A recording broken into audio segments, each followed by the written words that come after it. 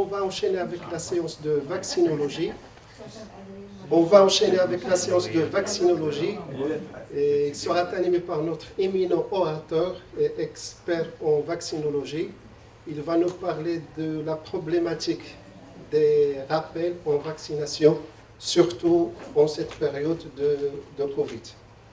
À vous la parole, cher ami. Merci, Sir Abdelaziz. Moi, je vais essayer un petit peu de faire passer des messages très simples. Je ne vais pas être, au fin de l'après-midi, très lourd. Je vais passer les plaques rapidement en faisant passer un certain nombre de messages. Donc, je ne vais pas traîner dans ma présentation. Donc, je pense que les gens qui m'ont demandé d'intervenir aujourd'hui, ils m'ont demandé de préciser qu'on était de la coqueluche pendant cette période de Covid. Et puis parler de rapport tardif, d'accord, contre le tétanos, diphtérie, coqueluche et polio chez l'enfant et l'ado. Donc, vous savez très bien que la diphtérie est rentrée dans l'histoire, oui, grâce à la vaccination. Cette fameuse angine pseudomembraneuse, extensive, asphyxiante, etc. Voilà. Et puis, le programme, nous devons être fiers que notre programme national de vaccination est un programme qui marche. Hein, la preuve que depuis 1989, les derniers cas de diphtérie, d'accord, le tétanos, d'accord, c'est vrai qu'il n'est pas totalement éradiqué, d'accord, mais voilà, il y a de temps en temps un cas qui est déclaré à droite et à gauche, d'accord, et puis la polio. Je pense que Serfas, il est parti, mais je me souviens à l'époque, d'accord, il y avait encore quelques enfants qui étaient chaussés, qui étaient, voilà. Donc c'est ce slide qui est emprunté à mon ami Sibn Azouz. Le dernier cas, ça date de 87, d'accord. Et regardez, le dernier cas de polio, ça date au Maroc, ça date de 87. On a une très bonne couverture vaccinale. Et puis, la coqueluche, à un certain moment, beaucoup de gens croyaient que la coqueluche a été enterrée et que la coqueluche, la vaccination donne une immunité à vie, ce qui a été totalement faux depuis que les deux scientifiques qui ont travaillé sur la coqueluche ont découvert le Bordetella pertussis, et depuis qu'il y avait de la coqueluche et la vaccination, on croyait qu'on avait éradiqué la coqueluche, mais c'est totalement faux, puisque, d'accord, vous allez voir que avec ce Bordetella pertussis, qui est strictement humain, d'accord, il y a un certain nombre d'éléments d'ordre immunitaire, d'adaptation innés, et il y a aussi des barrières physiques au niveau de l'appareil, d'accord, respiratoire qu'il faut connaître pour mieux comprendre la pathogénicité de Bordetella pertussis. Alors, si on prend entre autres la toxine pertussique, regardez, ça peut agir sur l'inhibition de la phagocytose, entre autres sur l'induction d'un certain nombre de chymokines, de cytokines, etc. Donc il y a un temps de facteurs de pathogénicité qui vont engendrer les différentes toxines. Le Bordetella pertussis, au niveau de l'arbre respiratoire, il est inhalé, il va adhérer à l'épithélium respiratoire, il va se multiplier, et donc il va altérer le tapis mucociliaire, et donc conséquences respiratoires et conséquences de surinfection par la suite. Alors, augmentation de la maladie en conséquence de la réduction de la transmission, je vais vous expliquer c'est quoi exactement. Vous entendez beaucoup parler en Amérique du Nord, en Europe, de la coqueluche, de la vaccination de la femme enceinte, de rappel tardif contre la coqueluche. Là, le Bordetella, comme ce travail canadien le montre de façon claire, que l'immunité contre la coqueluche ne dure pas plus de 7 à 8 ans. C'est très important. Et après, les cas de coqueluche vont apparaître.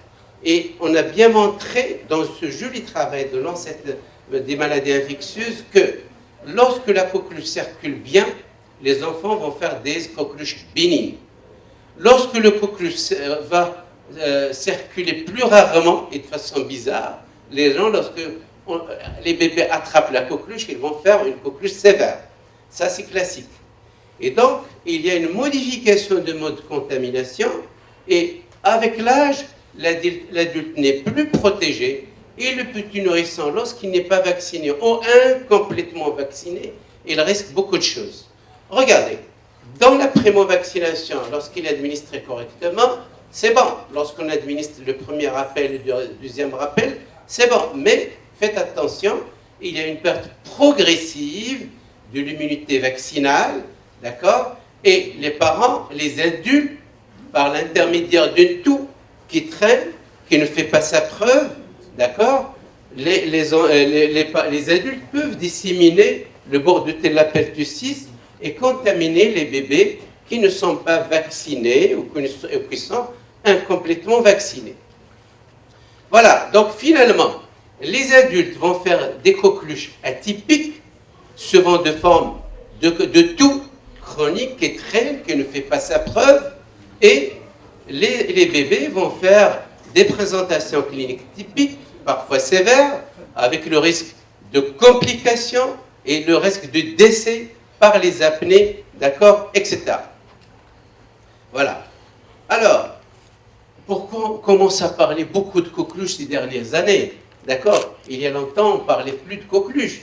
Beaucoup de facteurs qui sont, qui sont impliqués. L'augmentation des moyens de diagnostic avec la biologie moléculaire, avec la PCA, la sérologie, qu'on ne faisait pas avant. Il y avait des taux qui s'exprimaient, mais on ne sait pas quelle est leur étiologie exacte. L'amélioration de la déclaration. Les gens commencent à déclarer, et donc ça améliore les connaissances épidémiologiques. Il y a une diminution de l'immunité avec l'âge. Je vous ai dit que la vaccination contre la coqueluche ne donne pas une immunité à vie. Ça dure 7 ans, 8 ans, 9 ans, mais pas à vie.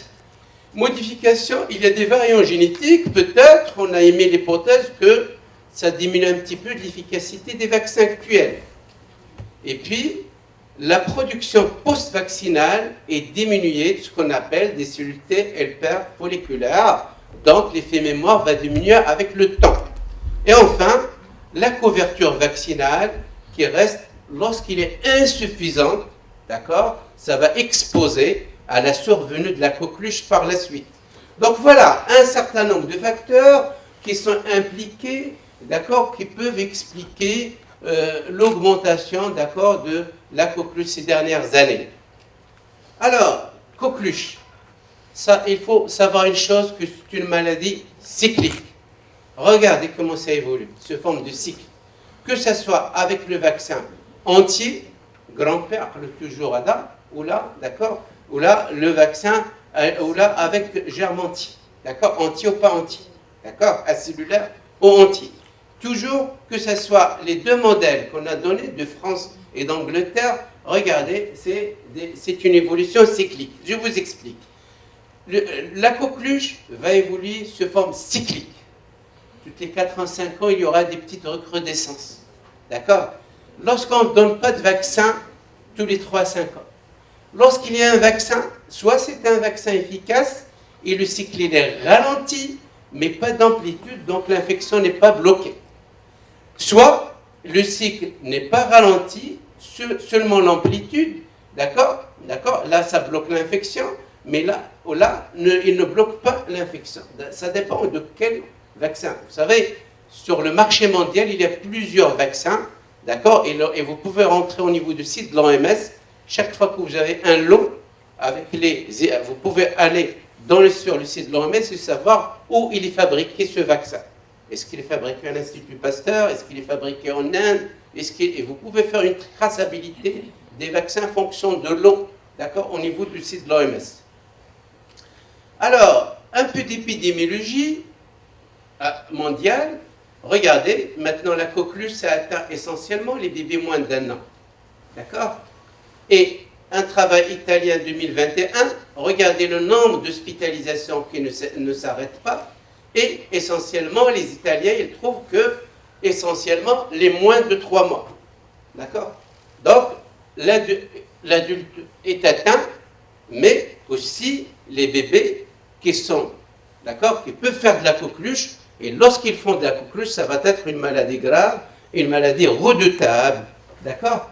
Alors, en Australie, regardez, dans les urgences pédiatriques, ils ont constaté ces dernières années aussi une recrudescence. L'admission aux soins intensifs, toujours dans le même pays, une recrudescence.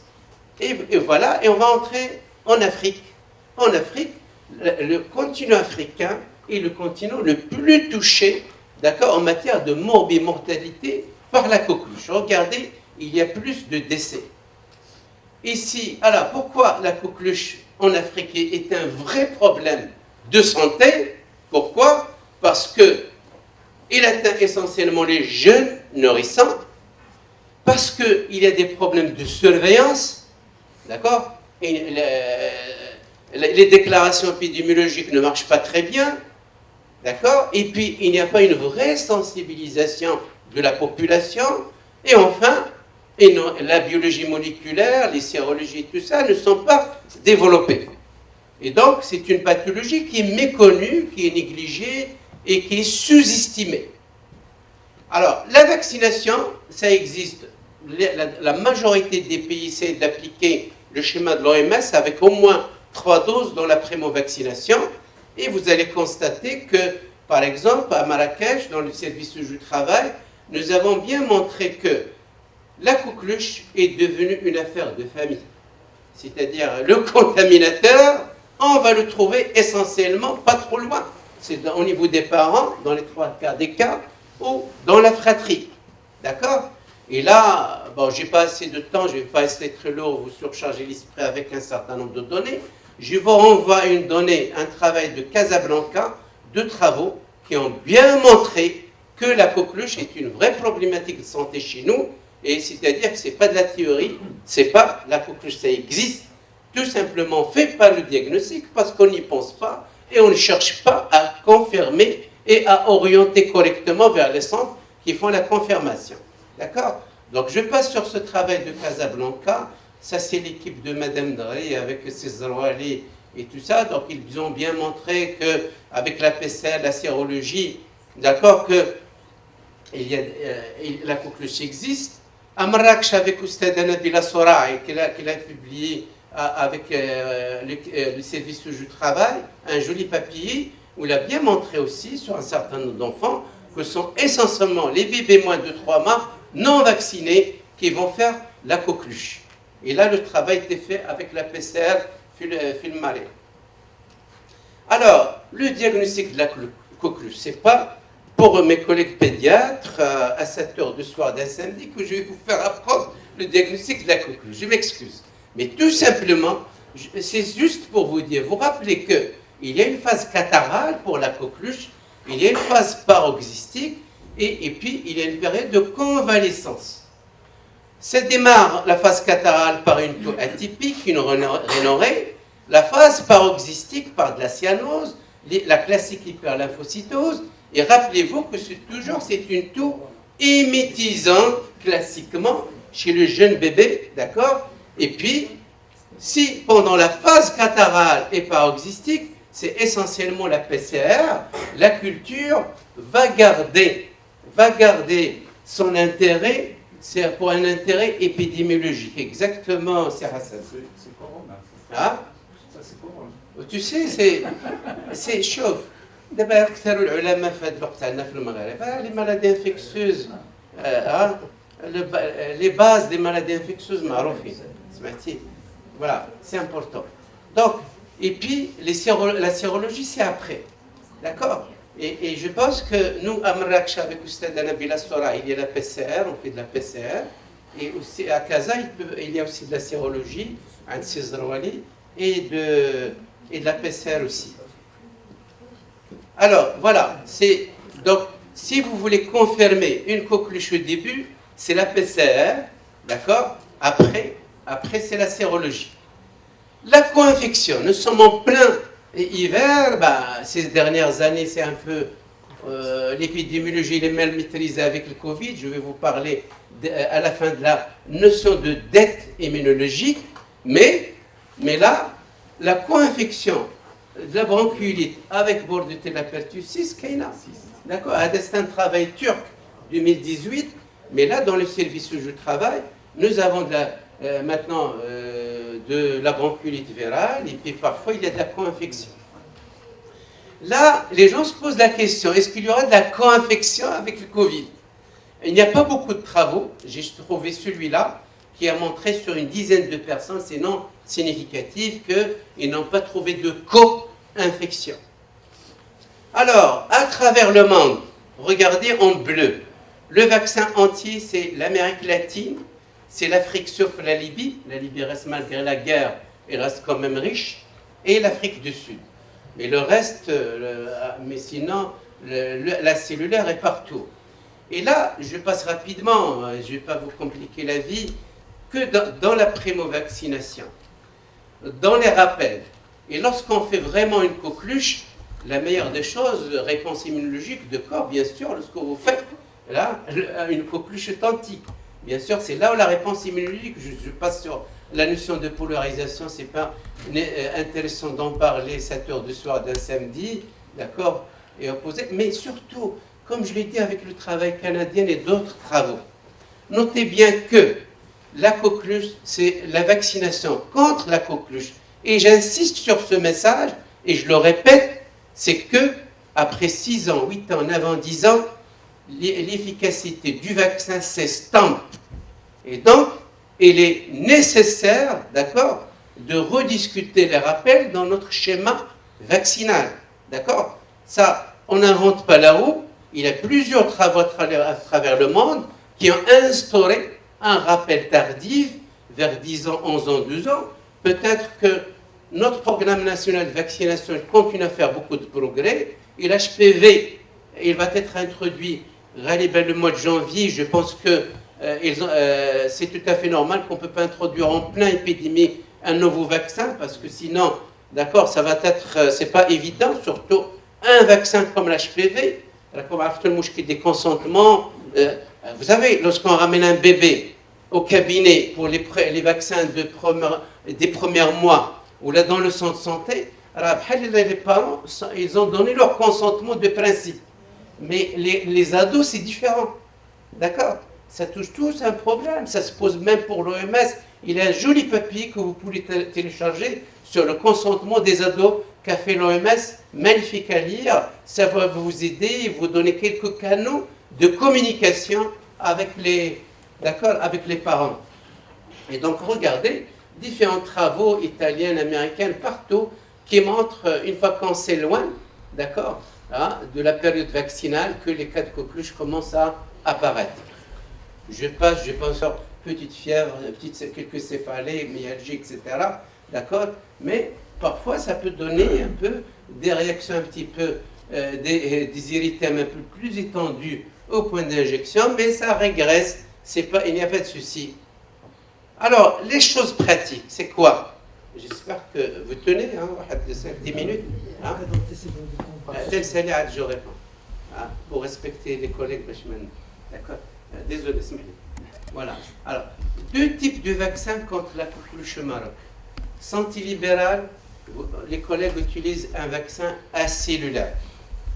Santé publique, il y a toujours un vaccin entier. Pendant longtemps, les gens ils ont cherché à opposer le vaccin entier avec le vaccin acellulaire. Beaucoup de travaux au début, d'accord, étaient un peu contradictoires, mais les méta-analyses Melbal, ils disent que c'est kiff-kiff, ça ne pose pas de souci. D'accord? Alors, retenez une chose. La dose entière, on marque toujours C en majuscule. Petit c, c'est-à-dire dose réduite. C'est très important. Alors, je vous explique un petit c ou grand c. À partir de 4 ans, on peut donner les petits c, les petits d. D'accord? D'accord? Que ce soit pour la diphtérie, que ce soit de la coqueluche. À partir de 4 ans, les doses réduites, on peut les donner. Alors, pour les grands C, les doses entières, et les grands D, après la 8e anniversaire, il ne faut plus donner, parce que ça va être plus réactogène. OK? Sur le plan pratique, après 8 ans, il ne faut plus donner, d'accord, les grands D et les grands C. D'accord? Ça c'est conçu avant. Alors, sur le plan pratique, ça, je pense que je vous ai envoyé un jour dans l'infovac tous les vaccins disponibles au Maroc, parce que parfois les collègues ne se retrouvent pas, d'accord, loin de toute publicité.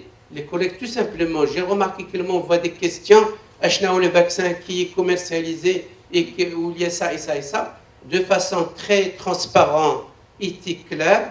J'ai mis tous les vaccins, j'ai contacté tous les gens qui font les vaccins, ils m'ont donné les listes et je vous ai envoyé ce tableau dans l'infovac il y a quelques mois, d'accord. Et donc là, je ne peux pas mettre aujourd'hui les noms commerciaux, mais je peux vous envoyer ça, d'accord. Donc voilà, donc voilà, je fais les grands D, les grands C de 3 mois dans la primo-vaccination, d'accord, ok. Il y a des vaccins trivalents, quadrivalents, pentavalents, hexavalents, voilà, donc on peut en discuter. Bon, notre calendrier national de vaccination, je pense qu'il faut être fier. On ne peut pas faire entrer tout, mais parmi les meilleurs calendriers de vaccination en Afrique, hein, je vous assure. D'accord. Et regardez la coqueluche, voilà. Il y a un vaccin Panta. Attention, le Panta, la pontalité de le privé. Les collègues, parce qu'il est le mouvement de va-et-vient. Parfois, tu chez le privé, tu n'as pas d'argent, il revient. Et parfois, des gens, il faut respecter leur choix, ils veulent partir chez un médecin libéral. D'accord. Et le Panta, le polio, c'est pas la même chose. D'accord. C'est pas le même Panta. D'accord. fait l'hépatite B, la fait le polio. Exactement. Exactement. D'accord. Et puis, alors, la coqueluche DTCAOA, il est à 18 mois, 5 ans. Mais 5 ans, il n'est pas très bien suivi. D'accord. 18 mois, il est suivi. D'accord. Faire LRR, aller à à 5 ans, il y a une déperdition. Regardez la coqueluche, la couverture vaccinale, d'accord, contre la coqueluche. La déclaration, des gens ne sont pas assez sensibilisés pour la déclaration de coqueluche. C'est une déclaration épidémiologique. Tu dis, le médecin, j'ai suspecté la coqueluche, il le déclare comme tel, d'accord, à la direction de la santé, à la cellule dans la direction de santé, l'Itabali. Alors, ça, ce que nous avons proposé dans la SOMIPEV, d'accord, nous avons proposé un rappel déjà, il y a longtemps, à 11 ans, 12 ans. Peut-être ce rappel, il devrait être rediscuté, il devrait plus sa place avec l'HPV, d'accord. Avec l'HPV, lorsque l'HPV a des trolls, le malade va venir pour ne pas multiplier il vient, il fait le vaccin contre le rappel tardif contre la coqueluche, et il peut faire aussi l'HPV. Moi, je pense. En même temps, est-ce qu'il y a d'autres vaccins à discuter chez l'ado? On discutera. Alors, très rapidement, vous savez que la Covid, avec le confinement, les gens sont restés chez eux. Avec le confinement, il y a très peu moins de déplacements. Avec le confinement, il y avait un détournement des ressources humaines. Ça dépend des centres de santé de base. Et donc, les gens, ils ont aussi peur d'être infectés sur les centres de santé.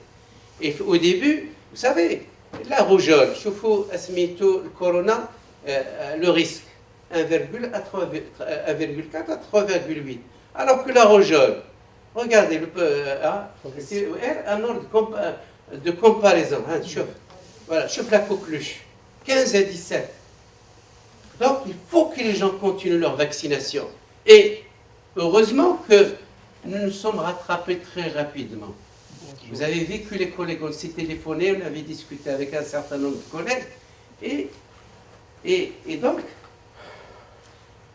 grâce à l'Infovac Maroc, notre ministère tutelle, la SOMIPEV, un certain nombre de collègues, nous avons essayé un petit peu d'informer les gens, de les sensibiliser, d'accord. Et je pense qu'au Maroc, alhamdoulilah, nous avons vraiment dépassé très rapidement ce cap, et les gens, ils ont rapidement, d'accord, la vaccination a été relancée. Il y avait une enquête, les d'accord, les 11, aux alentours de 11 et quelques % les gens qui ne se sont pas fait vacciner. Mais je pense que les recommandations ont été envoyées les centres de santé, d'accord, tout ce qui est distanciation sociale, tout ce qui est, d'accord, masque, etc. Et les gens, quand même, la vaccination a été relancée à un taux de 11,7%. C'est une enquête, je passe. Là, j'ai presque terminé. Regardez, là, c'est un travail très intéressant aux États-Unis. Vous regardez, les États-Unis, un pays qui a les moyens, et pourtant, il y avait beaucoup de déperdition d'enfants qui ne sont pas venus pour la vaccination. Ils ont un petit peu étalé le temps qu'il faut pour rattraper les enfants qui ont échappé à la vaccination. Et pour terminer, il y a longtemps, on était très contents, nous, au début, on s'est dit, oui, on est vacciné contre le BCG, il y avait pas mal de papiers qui sont sortis comme quoi le BCG, parce qu'on n'a pas fait de Covid, beaucoup de Covid, d'accord, voilà, c'est parce qu'on a fait le BCG, hein, il y avait même des papiers dans des grandes revues, et après ça a été délaissé tout ça. Mais pour la rougeole et la coqueluche, je pense qu'il y a quelques papiers dans celui-là qui montrent très bien que ces vaccins contre la rougeole, contre la coqueluche, peuvent stimuler l'immunité, et donc en cas de Covid, on va faire un Covid moins sévère. D'accord? Alors, je ne vais pas abuser de votre gentillesse pour vous dire que si on ne lance pas une bonne communication, d'accord, pour la vaccination, et d'accord, chez les parents et chez les professionnels de santé, les professionnels de santé, il faut qu'on sache communiquer autour des vaccins. C'est important. Nous sommes convaincus pour convaincre les autres. D'accord? Pour vous résumer, pour ne pas être trop bavard. Et malheureusement, dès qu'on a un truc qui n'est pas bien, on le diffuse. Alors qu'on devrait s'arrêter chez nous, les réseaux sociaux, ne pas diffuser les trucs anti-vaccins. C'est très important. Je vous raconte très rapidement. J'ai fait avec les pharmaciens un truc sur la vaccination des ados. Et lorsque je voyais les pharmaciens, les trucs, tu vois qu'il y a chez les pharmaciens, par rapport aux médecins, beaucoup d'anti-vaccins. Et ça, c'est dangereux. Parce que le vaccin, le pharmacien, il devrait former le vendeur, d'accord, pour parler correctement autour des vaccins. Hein? Malheureusement. Et donc, c'est ce concept d'hésitation, d'accord, qui nécessiterait à lui tout un topo. Je pense que cette notion d'hésitation était aggravée par la mauvaise communication autour des vaccins anti-Covid. Et le Covid, je pense d'abord pour la vaccination des ados, dans les pays développés, à côté de l'HPV, à côté de la grippe, à côté du quadrivalent conjugué, il y a aussi la vaccination anti-Covid. Je pense que vous avez assez entendu parler des vaccins anti-Covid, d'accord, pour ne pas vous casser la tête ce soir, SMD 7h30. Bon, il y a deux papiers qui sont très intéressants sur l'évaluation chez les ados, que vous pouvez lire tranquillement, d'accord. Et puis la co-administration. Tout vaccin, on dit toujours, tout simplement, ne le donnez pas en même temps que l'autre vaccin, parce que lorsqu'il y aura un effet secondaire dans les jours qui suivent, et vous allez trancher dans cette notion d'imputabilité. D'accord? Or, maintenant, le vaccin parle des millions, d'accord, à travers le monde. Donc maintenant, même la CIP, le CDC, les Belges, les Français, partout, ils sont revenus sur ça.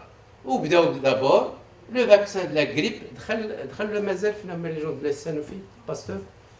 Je ne fais pas de conflit d'intérêt parce qu'il y a un seul vaccin il y a un seul vaccin quadrivalent contre la grippe. D'accord? Parce que c'est moi le premier utilisateur, je suis asthmatique. Là, je ne la mettrai pas. D'accord, parfait. Donc, le vaccin déjà contre la grippe, il est conseillé d'être donné en même temps. Mais les autres vaccins, les experts commencent à dire que vous pouvez les donner en même temps là-bas parce qu'il y a un recul quand même, 10 millions de doses qui ont été distribuées. Je passe sur l'essentiel message, les gouttes, je ne vais pas vous casser la tête. Je termine par cette notion de dette immunologique. Regardez la coqueluche 2020-2021, y compris dans le service du travail, c'est un service de maladies infectieuses, nous avons montré la même chose. Un certain nombre de méningites, un certain nombre de maladies infectieuses qui ont chuté pendant cette période. Oui. Beaucoup de gens étaient contents, parce qu'on s'est dit, bien sûr, le masque, la distanciation, le lavage des mains, etc., ça diminue la transmission. Les agents infectieux, sur le principe de la prise en charge des maladies infectieuses. On oublie souvent. C'est juste que le Covid nous a rappelé qu'il faut se laver les mains et qu'il faut faire attention, etc. Voilà, les éléments de base. Regardez la coqueluche qui fâche, comment il a diminué. D'accord? Et là, je termine. Je vous assure que c'est la dernière. Ce joli papier, t'as Robert Cohen et compagnie, qui ont bien montré que, attention, s'il y a très peu de coqueluches, maintenant, s'il y a très peu de bronchiolite maintenant, on va rendre ça d'ici quelques mois ou l'année prochaine. Ça commence déjà. Exactement avec la bronchiolite. Moi, je suis envahi dans le service du travail par les bronchiolites déjà, d'accord? Et c'est le concept de la dette immunologique. Voilà, j'espère que je n'étais pas trop... Merci. Merci Sebou Skraoui pour cet échange et ce partage fort intéressant. S'il y a des questions dans la salle, c'est à vous.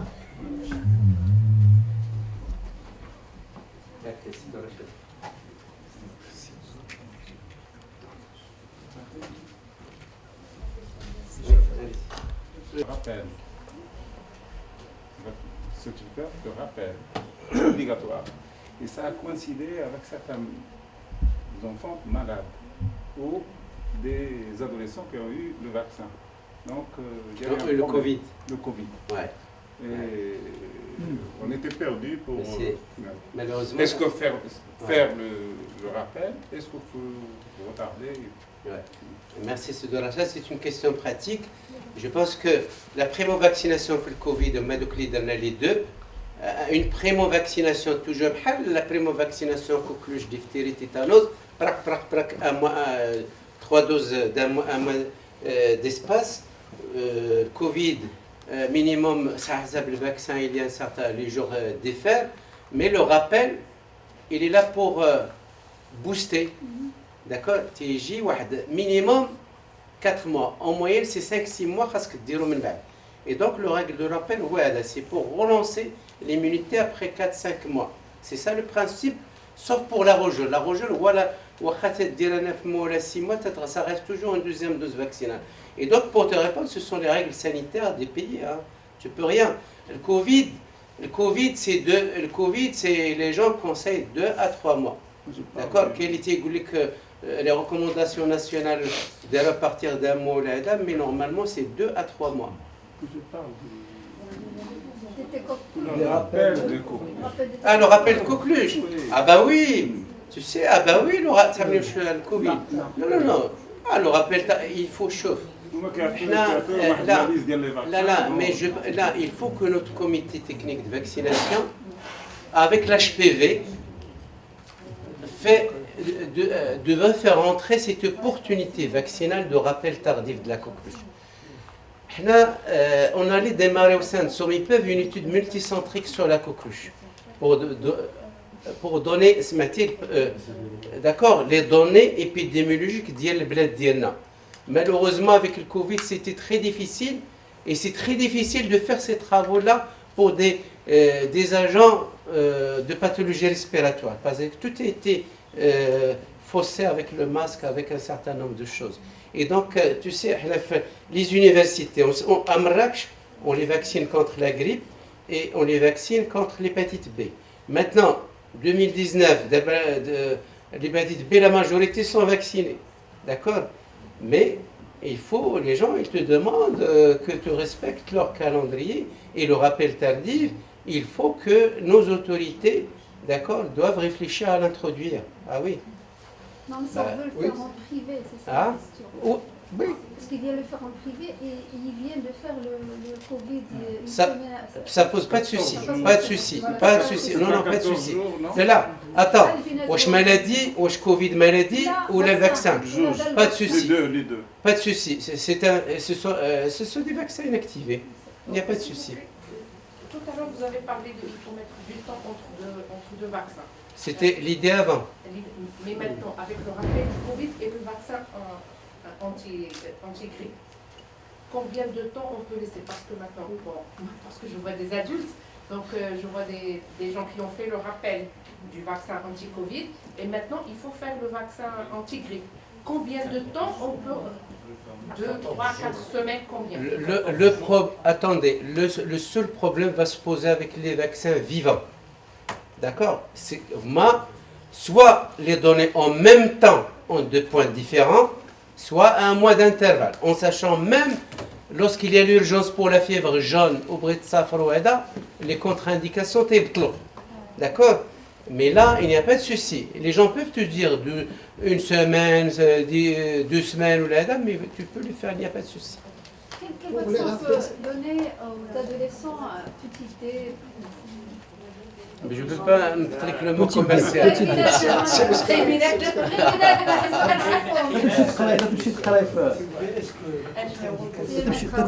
سي بوسكري ولي رابيل سور عرفتوا ما غاديش ما غاديش لا لا لا تمشي نقرا على خاطري انا مش سي بوسكراوي. Oui, c'est prévenir la coqueluchage de bébé, d'accord? 2, ils ont instauré un rappel tardif qui est de 6 ans, 7 ans, qui est de 10 ans, 11 ans, et puis toutes les 20 ans, il y a un rythme. D'ailleurs, tu peux télécharger le calendrier français et tu peux voir le rythme de Dieu. Il y a un collègue qui insiste toujours. Est-ce que la contre-indication du vaccin est encore d'actualité chez les bébés qui ont déjà fait la convulsion? Alors, question. Question. شوف مع مدام تسكت شويه.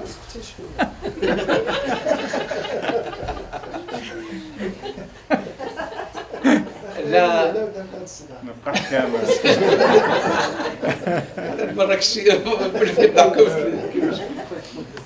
Avant, c'était tout enfant qui a convulsé, les gens contre-indiquaient les vaccins anti. Moi, je parle des vaccins anti. D'accord? Étape par étape. Maintenant, sauf les encéphalopathies évolutives, moi, qui ne doivent pas recevoir le vaccin anti, en sachant que tu peux leur donner le vaccin acellulaire. Les malades qui ont des maladies neurologiques, donc il vaut mieux aller tout simplement les vacciner avec un vaccin acellulaire. Exactement. Est-ce qu'ils sont refusés dans les centres de santé? Ashlan? Est-ce qu'ils sont refusés? Là, attention, là débat, d'accord. Cette de refuser, pas refuser, on ne peut pas le résoudre aujourd'hui. D'où là, la vaccination des terrains particuliers des prématurés. Il a voulu faire un guide. Il a fait un effort. Au niveau de toute l'équipe, ils ont fait un effort pour faire ce guide-là. Malheureusement, j'ai le Covid, ils n'ont pas pu communiquer autour de ça. Et les gens font des efforts parce qu'ils savent que, au lieu de 4-5 mois pour le vaccin, l'infirmier se perd. Il voulait que moi, je ne peux rien faire, allez-y voir le médecin et expliquer le rattrapage. Et les terrains particuliers, ils commencent d'abord, on fait survivre de plus en plus de prématurés, de terrains à risque, etc., les VIH, etc. Mais il faut qu'on c'est la vaccination des terrains particuliers. D'ailleurs, au niveau de la SOMIPEV, il y aura une thématique sur la vaccination des terrains particuliers contre le pneumocoque. Merci, c'est Boscraoui. On passe à la